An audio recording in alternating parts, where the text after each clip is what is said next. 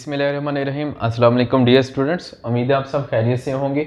आज हम next topic पढ़ने लगे हैं work done by variable force. इस टॉपिक को पढ़ने से पहले मैं थोड़ा सा हिंट बताता जाऊं कि लास्ट टाइम जो हमने वर्क डन पढ़ा था वो था work done by constant force. अब work done by constant force क्या था, मैं थोड़ा सा आपको फॉर्मूला बताऊं तो इसमें था W is equal to F D cos theta. यहाँ हमने इसको डॉट प्रोडक्ट में लिखा था एफ डॉट डी। अब ये जो फॉर्मूला हमने पढ़ा था ये सिर्फ और सिर्फ कांस्टेंट फोर्स के लिए एप्लीकेबल है और किसी के लिए नहीं। यानी फोर्स कांस्टेंट होगी तो फिर हम ये फॉर्मूला लगा सकते हैं, अदरवाइज हम ये फॉर्मूला यूज़ नहीं कर सकते। लेकिन आज हम जो फॉर्मूला पढ़ने जा रहे हैं वो है work done by variable force.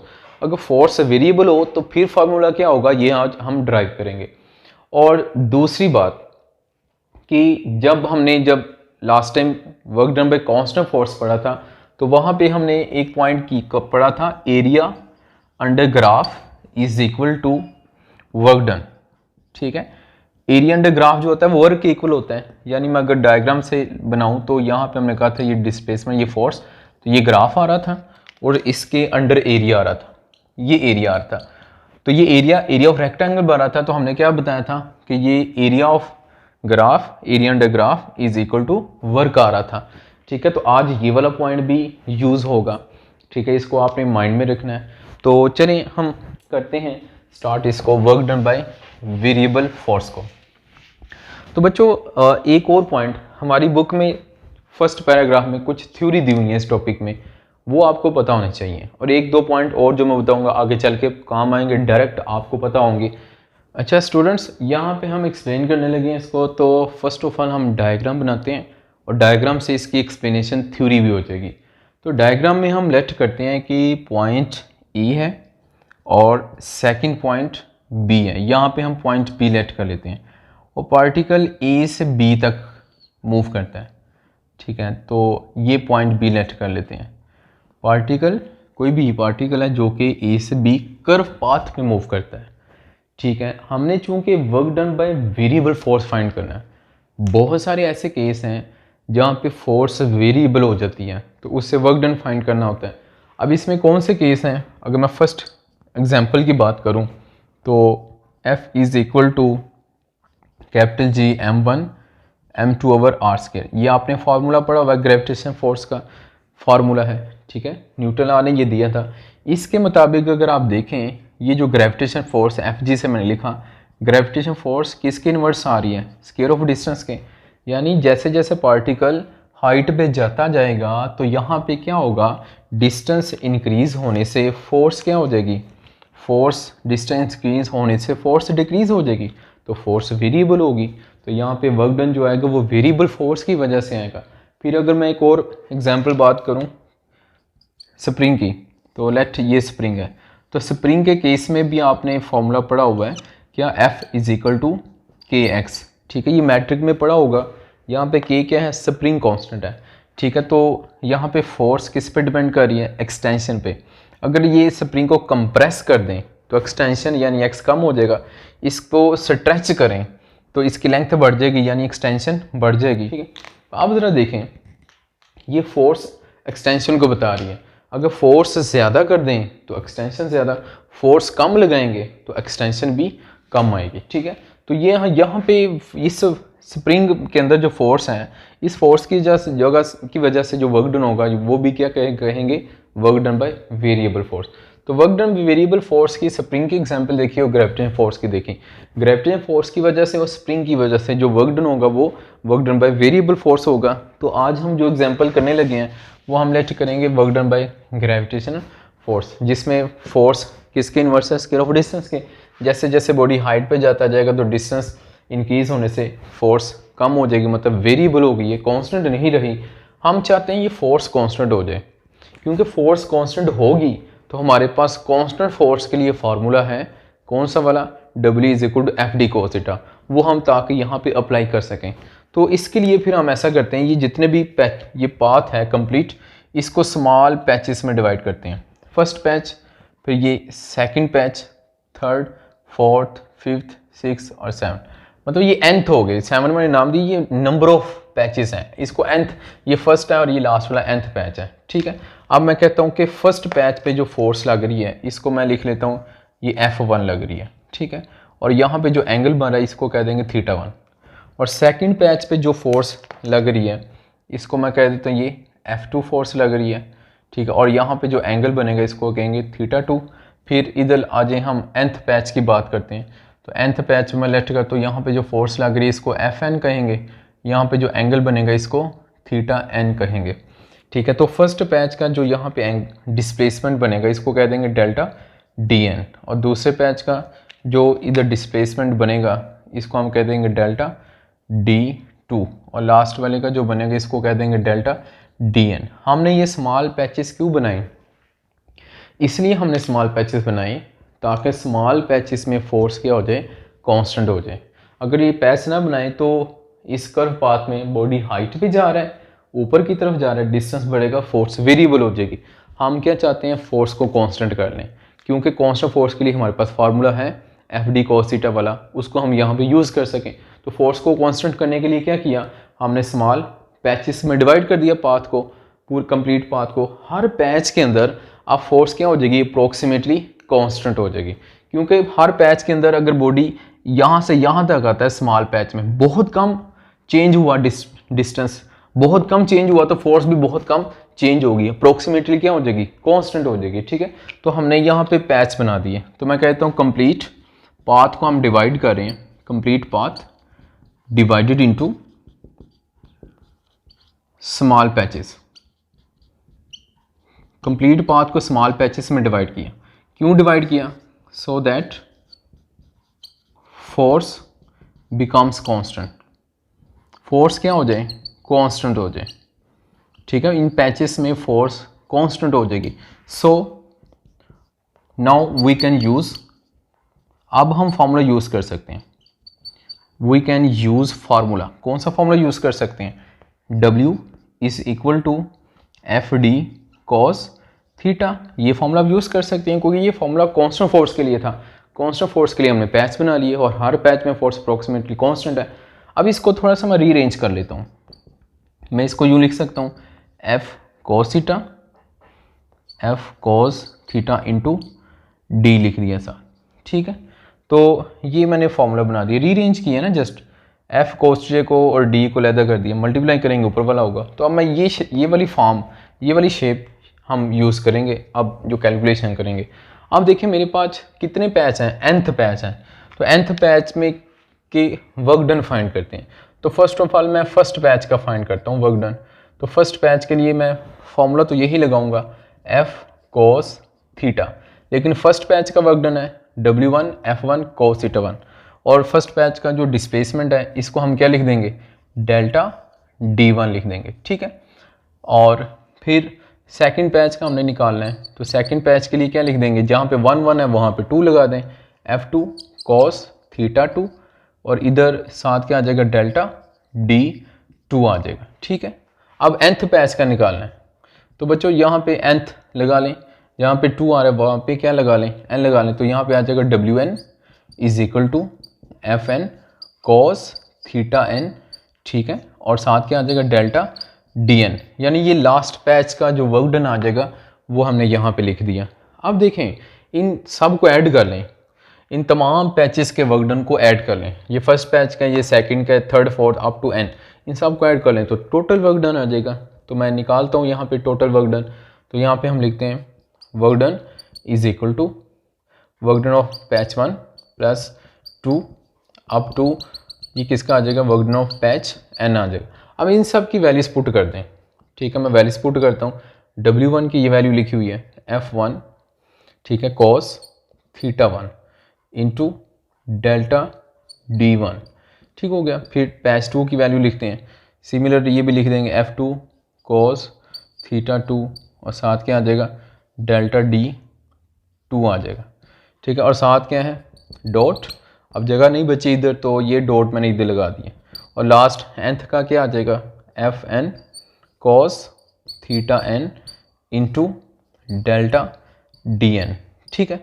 अब बच्चों देखें ये हमने वर्क डन का सबको हमने पुट कर दिया, वैल्यूज पुट कर दी। अब ऐड करेंगे तो क्या आ जाएगा, टोटल वर्क डन आ जाएगा। अब जो टोटल वर्क डन है ना, इसको मैं यूँ लिख सकता हूँ, देखिएगा ये 1 2 3 4 अप टू n का है, तो इसको पहले तो मैं यूँ लिख लेता हूँ f कोस थीटा, और साथ इधर क्या आ रहा है, डेल्टा डी आ रहा है। अब ये तो मैंने जनरल लिख दिया। अब देखें इसके साथ मैं क्या करने लगा हूँ, यहाँ पे मैंने लिख दिया F i cos theta i delta d i, और साथ में इधर लगा देता हूँ समेशन। ये समेशन ये सम को पढ़ता है, ये पढ़ता है, ये बताता है सम को। और बेसिकली आप देखें यहाँ पे सम ही हो रहा है, यहाँ पे भी सम हो रहा है। ये तमाम वर्कडन को क्या कर रहे हैं, सम कर रहे हैं, यानी ऐड कर रहे हैं। कहाँ से कहाँ तक ऐड कर रहे हैं, 1 पेज से लेकर n पेज तक वर्कडन को क्या कर रहे हैं, ऐड कर रहे हैं। और ये सम का सिंबल क्या होता है, ये समेशन होता है। तो इसको लिखने का तरीका ये होता है कि यहाँ पे लिखेंगे I1 to n, I1 to n। ये बता रहा है कि हम इन वर्कडन को ऐड कर रहे हैं, कहाँ से कहाँ तक, फर्स्ट पेज से n पेज तक। इस सिंबल का मतलब सम है, ये ना मैं इधर लिख देता हूँ, ये इसका सिंबल का मतलब सम होता है, ठीक है। तो यहाँ पे क्या बता रहा है, सम हो रहा है किसका, इन वर्कडन का, कहाँ से कहाँ तक, फर्स्ट पेज से n पेज तक। तो ये हमने इसको शॉर्टकट इस तरह से लिख सकते हैं। ये वेरिस्पुट की तो ये लॉन्ग फार्मूला है, इसको शॉर्टकट यूँ हमने लिख दिया। अब ये जो फार्मूला बना, इसको ओपन करेंगे तो ऊपर वाला फार्मूला ही है, यानी इसको ओपन करके यूँ लिख सकते हैं, ठीक है। इसको हमने ये जो मैंने वैल्यूज लिखी हुई हैं ये वाली, इसको क्लोज करेंगे तो यूँ लिख देंगे, कैसे, एफ आई लिख दिया, कोसिटा आई लिख दिया, डेल्टा डी आई, और आई क्या है, 1 से n पैचेस का सम है वर्क डन का, ठीक हो गया। इसको नाम दे देते हैं, इसको मैं कहता हूँ ये इक्वेशन 1 है। अब देखें हम, ये वर्क डन तो आ गया, मैंने आपको बताया था शुरू में आते ही कि area under graph is equal to work done. अब एरिया अंडर ग्राफ जो हमारे पास आएगा वो वर्क डन के इक्वल होता है। अब इसको मैं ग्राफिकली डिस्कस करता हूँ। तो बच्चों ग्राफिकली डिस्कस करने के लिए यहाँ पे मैं लेट करता हूँ, एक तो हमने ये जो मैंने फार्मूला बनाया ना, ये work done by variable force है, ठीक है। एक और हम फार्मूला बनाएंगे, इससे भी मोर एक्यूरेट फार्मूला होगा, ये भी ठीक है, लेकिन इसको और मज़ीद एक्यूरेट किया जा सकता है। अगर मैं आपसे पूछूं work done by variable force क्या है, तो आप ये बता दें। इसको मज़ीद एक्यूरेट करें तो क्या होगा, वो भी हम देखते हैं। अभी पहले हम ग्राफिकली बात करने लगे हैं, तो मैं इधर ये पॉइंट लिख लेता हूँ कि ग्राफिकली हम डिस्कस करने लगे हैं इसको। तो ग्राफिकली डिस्कस करने के लिए ना हम इसका ग्राफ बनाएंगे। ये डायग्राम है, हम देखते हैं कि जो ग्राफ है वो बिल्कुल डायग्राम की तरह का आता है। अब चूंकि मैंने इधर ऑलरेडी डायग्राम बनाई हुई है, तो मैं ग्राफ बना के ये डायग्राम रिमूव कर दूंगा। फिर देखें यहाँ पे हम वाई एक्सिस पे एफ कोसिटा लेट करते हैं, वाई एक्सिस पे हम लेट करते हैं फोर्स है, और कौन सी फोर्स है, एफ कोसिटा है। और एक्स एक्सिस पे क्या है, डिस्टेंस डिस्प्लेसमेंट है, इसको डी से लिख दिया। अब देखें ये हमने ग्राफ बनाना है किसका, एफ कोसिटा और डी डेल्टा डी का, क्योंकि इधर आपको पता है एफ कोसिटा और डेल्टा डी ही आ रहे हैं। अब जो ग्राफ बनेगा ना, ये बिल्कुल इसकी तरह ही बनेगा, ये जो पाथ है। अब चूंकि ग्राफ तो बनाना पड़ता है, एक मेथड होता है, लेकिन यहाँ पे मैं आपको डायरेक्ट बता रहा हूँ, ठीक है। वो ग्राफ कैसा होगा, जैसी डायग्राम है वैसा ग्राफ भी होगा। तो देखें ये इसी तरह का, यूँ समझ लें, इसको पकड़ा और पकड़ के यूँ कर दिया, इसको यूँ कर दिया, तो ये यहाँ पे यूँ हो जाएगा, ठीक है। इसको पकड़ा, ये ए एंड है और ये क्या है, ये बी एंड है। ए को बी को ये कर दिया, ये ए होगा और ये क्या होगा, बी। इसको पकड़े, थोड़ा सा टिल्ट किया, टेढ़ा किया और यहाँ पे ड्रा कर दिया। जैसी डायग्राम वैसा ग्राफ होगा। अब यहाँ पे देखें ये जो ग्राफ आ रहा है, इधर नीचे मैं लाइन ड्रा करूँ तो ये आ जाएगी, इधर से लाइन ड्रा करूँ तो ये आ जाएगी। तो ग्राफ के अंडर यानी ग्राफ के नीचे ये वाला एरिया आ रहा है, तो ये वाला एरिया किसके इक्वल होगा, वर्क डन के इक्वल होगा। तो एरिया अंडर ग्राफ किसके इक्वल होता है, वर्क डन के इक्वल होता है। और वो कौन सा फॉर्मूला बताएगा, ये वाला फॉर्मूला बताएगा। यहाँ पे ये फॉर्मूला क्या बता रहा है, area under graph is equal to work done. लेकिन एरिया अंडर ग्राफ किसका होगा, यहाँ पे हम ऐसा करेंगे, यहाँ पे रेक्टेंगल्स बना लेंगे, ठीक है। मैं फर्स्ट रेक्टेंगल ये बनाता हूँ, ये मैंने फर्स्ट रेक्टेंगल ऐड कर ली, ठीक है। ये फर्स्ट रेक्टेंगल होगी, फिर इधर मैं सेकंड रेक्टेंगल बना लेता हूँ, ये सेकंड रेक्टेंगल बन गई, ठीक है। फिर इधर फोर्थ रेक्टेंगल बना लेते हैं, ये मैंने फोर्थ रेक्टेंगल ड्रा कर दी। फिर इसी तरह मैं 5th रेक्टेंगल ड्रा कर लेता हूँ एंड इस तरह सोन कंटिन्यू करते हैं, हम रेक्टेंगल्स ड्रा करते जाते हैं। ठीक है, और ये लास्ट वाली रेक्टेंगल यहाँ पे ड्रा कर दी मैंने। ठीक है, अब देखें एरिया, ये ग्राफ आ रहा था, ये जो लाइन थी ना रेड कलर ब्लैक कलर में, ये जो ब्लैक कलर में लाइन थी, ये मैं इसको दोबारा बोल्ड कर रहा हूँ इस लाइन को, ये हमारे पास ग्राफ था। ठीक है, अब देखें इस ग्राफ के नीचे एरिया आ रहा है ये सारा, इसको कहेंगे एरिया अंडर ग्राफ। और ये एरिया अंडर ग्राफ क्या बन रहा है, रेक्टेंगल ही बन रहा है। ये फर्स्ट रेक्टेंगल है, ये वाली, ये first, second, third, fourth, fifth, six, इन तमाम रेक्टेंगल्स का एरिया ऐड करेंगे तो वो क्या होगा, वर्क डन होगा। चूँकि मैंने आपको आते ही बताया था area under graph is equal to work done होता है, तो फिर यहाँ पे हम यूँ कहेंगे कि क्या होगा, area under graph is equal to area of rectangles. क्या होगा, एरिया ऑफ nth रेक्टेंगल। कितनी रेक्टेंगल्स हैं, इसको हम कहेंगे nth रेक्टेंगल बनाइए, फर्स्ट, सेकंड, थर्ड, फोर्थ, इसको नंबर ऑफ क्या है, रेक्टेंगल है, एरिया ऑफ रेक्टेंगल्स। ठीक है, इसको मैंने जनरल यू लिख दिया। ये एरिया ऑफ रेक्टेंगल्स हैं, मतलब एक रेक्टेंगल नहीं है, बहुत सारी रेक्टेंगल हैं, उन तमाम रेक्टेंगल के एरिया के इक्वल आएगा। अब बच्चों मैंने अभी आपको बताया कि हम एक और वर्क डन बना सकते हैं, मोर एक्यूरेट हम वर्क डन का फॉर्मूला बना सकते हैं। तो इधर मैं हाइडिंग लिख लेता हूँ, मोर एक्यूरेट वर्क डन। अब अगर ज़्यादा एक्यूरेट वर्क डन हमने फाइंड करना है वेरिएबल फोर्स की वजह से, तो फिर क्या करेंगे, वर्क डन मोर एक्यूरेट हो वेरिएबल फोर्स की वजह से, फिर क्या करेंगे। अब देखें ये जो रेक्टेंगल्स बनी है, आपको पता है इसका क्या आ रहा है, ये यहाँ पे ये डिस्प्लेसमेंट आ रहा है, फिर इसी तरह सेकंड का ये डिस्प्लेसमेंट आ रहा है। ठीक है, ये सेकंड का है, फिर ये थर्ड का है, ठीक है, फोर्थ का है, फिफ्थ का है, इसी तरह ये बहुत सारी हैं। अब सेंटर वाली को ना मैं लेट कर लेता हूँ, 1 2 3, इसको मैं लेट कर लेता हूँ, ये क्या है, आयत रेक्टेंगल है। सेंटर वाली का नाम क्या रख दिया, आयत। आयत मीन कोई भी सेंटर वाली जनरल है। अब ज़रा देखें, अगर मैं डिस्प्लेसमेंट को स्मॉल कर दूं, ठीक है, तो फिर क्या होगा, इसकी मैं डायग्राम में ड्रा करने लगूँ। ये बुक में नहीं बनी हुई, ये समझाने के लिए मैं यहाँ पे ड्रा कर रहा हूँ। अब मैं वर्क डन, यहाँ पे ग्राफ क्या था, पहले तो ग्राफ ड्रा करते हैं। ये ग्राफ इस तरह का था, ठीक है, इसको थोड़ा सा सिमेट्रिक करते हैं जैसे हमने पहले बनाया। तो ये इस तरह से था ग्राफ, ठीक। अब ज़रा देखिएगा, ये जो ग्राफ इधर बना हुआ है, मैंने इसी ग्राफ को यहाँ पे ड्रा कर दिया। इधर एफ कोस थीटा है वाई एक्सिस पे, ठीक है, और यहाँ पे क्या है, डी डिस्प्लेसमेंट। अब ये देखें, डिस्प्लेसमेंट को हम क्या करने लगे हैं, वेरी स्मॉल करने लगे हैं। फिर क्या होगा, अगर डिस्प्लेसमेंट को वेरी स्मॉल कर दें तो फिर ज़रा देखिएगा क्या सीन होगा, यहाँ पे क्या सिचुएशन होगी।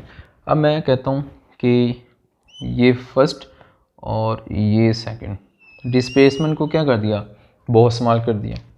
फिर दूसरी रेक्टेंगल बनेगी, उसके लिए भी ये क्या कर देंगे, डिस्प्लेसमेंट को और स्मॉल कर देंगे, ठीक है।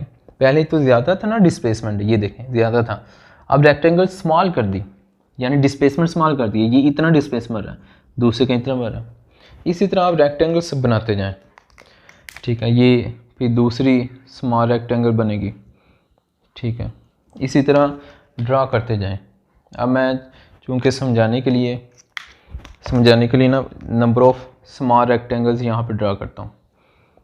पहले आप देख रहे हैं कि डेल्टा डी लार्ज था, लेकिन अब क्या कर रहे हैं, डेल्टा डी को हम वेरी स्मॉल कर रहे हैं। जब वेरी स्मॉल करें डिस्प्लेसमेंट को, तो इसको पढ़ते हैं अप्रोचेस टू ज़ीरो, ठीक है। अभी जो मैंने टर्म बोली approaches to zero, approaches to zero term कब बोलते हैं, जब वेरी स्मॉल हो। तो अप्रोचेस टू ज़ीरो का मतलब यहाँ पे ज़ीरो नहीं कह रहे, अप्रोचेस टू ज़ीरो का मतलब ज़ीरो के वेरी नियर है, ज़ीरो के वेरी क्लोज है, लेकिन वो एग्जैक्ट ज़ीरो नहीं है अभी, ठीक है। तो यहाँ पे मैं क्या कह रहा हूँ, डेल्टा डी को क्या कर रहे हैं, अप्रोचेस टू ज़ीरो कर रहे हैं। अप्रोचेस टू ज़ीरो का मतलब वेरी स्मॉल कर रहे हैं। तो देखें इधर ये डेल्टा डी क्या आ रहा है, ज़्यादा था, लार्ज था, लेकिन इधर आप देखें तो ये छोटी छोटी रेक्टेंगल बन गई हैं, तो उनके दरमियान ये डेल्टा डी क्या होगा, वेरी स्मॉल हो जाएगा, जिसको हम कहेंगे delta d approaches to zero. और delta d approaches to zero को यूँ पढ़ते हैं ना, delta d approaches to zero, ये इसको यूँ पढ़ते हैं। ठीक है, अब मैं चूँकि समझा रहा हूँ इसको, ये ज़रा हम चंद रेक्टेंगल और बना लेते हैं, छोटी छोटी रेक्टेंगल्स बना लेते हैं ताकि समझने में हमें आसानी हो। ये बहुत सारी मैंने स्मॉल रेक्टेंगल बना ली और हर रेक्टेंगल्स के अंदर आप देखें तो डेल्टा की डी क्या आ रहा है, डेल्टा डी वेरी स्मॉल आ रहा है। ठीक है, और अब फ़ायदा क्या होगा इसका, फ़ायदा ये होगा कि अब वर्क डन मोर एक्यूरेट होगा। अब आप सोच रहे होंगे कि सर यहाँ पे वर्क डन मोर एक्यूरेट कैसे हो गया, कि हमने डेल्टा डी को स्मॉल किया तो वर्क डन मोर एक्यूरेट कैसे हो गया। ठीक है, यही तो इधर पॉइंट है कि जब हम रेक्टेंगल्स को स्मॉल करते हैं तो वर्क डन मोर एक्यूरेट हो जाता है। अब देखें, ये ना मैंने सारी ग्राफ को क्या कर दिया, स्मॉल रेक्टेंगल में डिवाइड कर दिया, यानी डेल्टा डी को वेरी अप्रोच कर दिया, तो यहाँ पे अब वर्क डन क्या आ जाएगा, स्मॉल एक्यूरेट आ जाएगा। कैसे, ज़रा देखिएगा, यहाँ पे मैंने आपको क्या बताया था, एरिया अंडर ग्राफ, यानी ग्राफ ये जो लाइन है इसके अंडर नीचे जो एरिया आ रहा है वो क्या बताता है, वर्क डन बताता है। इधर मैंने क्या लिखा था, area under graph is equal to area of all rectangles, तमाम रेक्टेंगल्स का एक बार। लेकिन आप देखें ये जो हमने रेक्टेंगल्स बनाई थी, इन रेक्टेंगल्स का कुछ पोर्शन ग्राफ से बाहर आ रहा है। अब ग्राफ से कौन सा पोर्शन बाहर आ रहा है, ये वाला पोर्शन बाहर आ रहा है। ठीक है, फिर इधर से ये थोड़ा सा बाहर है, फिर ये वाला पोर्शन बाहर है। ठीक है, फिर इसी तरह इधर देख लें, ये थोड़ा सा पोर्शन बाहर है, इसको ग्रीन से ड्रा करते हैं, ये वाला पोर्शन थोड़ा सा बाहर है, फिर इधर से ज़्यादा ये पोर्शन बाहर आ रहा है वर्क डन का। ठीक है, इधर से भी थोड़ा सा पोर्शन बाहर आ रहा है। तो अब देखें, एरिया तो उससे कहते हैं जो ग्राफ के अंडर आए, तो एक ग्राफ के नीचे ये वाला सारा एरिया आ रहा है, इसको मैं शेड कर देता हूँ ब्लैक से, ग्राफ के अंदर ये वाला एरिया आ रहा है, लेकिन जो बाहर आ रहा है वो एक्यूरेट नहीं है। मतलब बाहर वाला भी हम चाहते हैं, ये जो पोर्शन बाहर आ रहा है ना ग्रीन और रेड, हम चाहते हैं ये भी अंडर आ जाए तो एक्यूरेट वर्क डन हो जाएगा, क्योंकि बाहर जो आ रहा है एरिया वो एरर बता रहा है। ठीक है, एरर है वो, हम चाहते हैं बाहर वाला भी अंदर आ जाए। तो उसके लिए क्या किया हमने, डेल्टा डी को अप्रोचेस टू जीरो कर दिया। मतलब डेल्टा डी को क्या कर दिया, इसका मतलब क्या है, डेल्टा डी को क्या कर दिया, वेरी वेरी स्मॉल कर दिया। जब वेरी स्मॉल हो जाएगा डेल्टा डी, जैसे इधर देखें डेल्टा डी क्या हो गया, वेरी वेरी स्मॉल हो गया। अब मैं रेक्टेंगल्स बनाता हूँ, अब ज़रा बनाए रेक्टेंगल, ये रेक्टेंगल ये, ठीक है, ये वाली ये वाली ये वाली, या मैंने क्या की, रेक्टेंगल से बनाना शुरू कर दी। ठीक है, अब ज़रा देखें, जब मैंने इन छोटी छोटी की रेक्टेंगल बनाना शुरू की, ठीक है, सब की मैंने क्या की, रेक्टेंगल से बनाना शुरू की। अब ज़रा देखें क्या एरिया बाहर आ रहा है, नहीं आ रहा। इधर डेल्टा डी ज़्यादा था तो एरिया बाहर आ रहा था, ये वाला पोर्शन बाहर आ रहा है, ग्राफ के बाहर आ रहा है। हमें पता बाहर नहीं आना चाहिए, क्योंकि area under graph work done होता है, तो एरिया के अंदर आना चाहिए, ग्राफ के अंदर आना चाहिए एरिया। अब देखें जब हमने डेल्टा डी को स्मॉल कर दिया तो अब छोटी छोटी रेक्टेंगल बनी, तो जो छोटी छोटी रेक्टेंगल बन रही हैं वो सारी ग्राफ के अंडर आ रही हैं। और ग्राफ कौन है, ग्राफ इस ब्लैक लाइन को कह रहे हैं। ठीक है, यहाँ पे ये क्या है, ये जो मैं ब्लैक लाइन ड्रा कर रहा हूँ ये ग्राफ है। जब छोटी छोटी रेक्टेंगल बनाई तो सारा ग्राफ, सारा एरिया ग्राफ के अंडर आ रहा है, नीचे आ रहा है, और यही अंडर जो आ रहा है यही क्या है, वर्क डन है। तो अब मैं कहता हूँ एरिया, जब हमने डेल्टा डी वेरी स्मॉल किया तो सारे का सारा एरिया कहाँ आ रहा है, अंडर ग्राफ। ऑल एरिया लाइस अंडर ग्राफ। अब सारे का सारा तकरीबन, एग्जैक्ट नहीं भी हो सकता थोड़ा सा बाहर हो जाए, लेकिन तकरीबन क्या हो रहा है, ऑल एरिया लाइस अंडर ग्राफ। सारा का सारा एरिया कहाँ आ रहा है, ग्राफ के अंडर आ रहा है। अब मोर एक्यूरेट है, क्योंकि इधर तो थोड़ा बाहर था, इधर सारे के सारे अंडर आ रहा है। तो हमें पता है एरिया अंडर ग्राफ को ही क्या कहते हैं, area of rectangle. Area of under graph area of rectangle है, और यही क्या है, वर्क डन है। ठीक है, तो इधर देखें, मैं इधर लिखता हूँ area under graph is equal to, area under graph is equal to work done, या वर्क लिख दिया। अब ये जो मैंने टर्म लिखी, अब देखें एरिया अंडर ग्राफ, ये सारे ही एरिया अंडर ग्राफ है, तो एरिया ग्राफ के अंडर आ रहा है एरिया, तो ये सारे वर्क डन है और ये एक्यूरेट है। लेकिन इधर देखें एरिया अंडर ग्राफ, क्या सारे ही एरिया ग्राफ के अंडर है? नहीं, कुछ बाहर भी है, तो जो बाहर है वो एक्यूरेट नहीं है, वो क्या बता रहा है? एरर है। तो किस केस में सारा एरिया ग्राफ के अंडर आएगा? जब डेल्टा डी क्या होगा? स्मॉल होगा। ठीक है, तो अब ये फॉर्मूले में भी लिख देते हैं। अब मैं फॉर्मूला लिखता हूँ। जो इक्वेशन 1 लिखी थी वो क्या था? Area under graph. ठीक है, वो इक्वेशन 1 क्या थी? इक्वेशन 1 ये थी कि work done is equal to F cos theta, इतना साल लिखा हुआ था समेशन, क्या था? Summation F cos theta i 1 to n। ठीक है, और साथ एफ आई कोस थीटा आई और साथ है डेल्टा डी आई। लेकिन अब इसमें क्या किया? ये क्या बता रहा है? Area under graph. ठीक है, इसको इक्वेशन 1 का था। अब इसको इसमें क्या की? लिमिट लगा दी। लिमिट क्या लगाई? कि डेल्टा डी को वेरी स्मॉल कर दिया। तो जब डेल्टा डी वेरी स्मॉल करेंगे मोर एक्यूरेट वर्क डन होगा।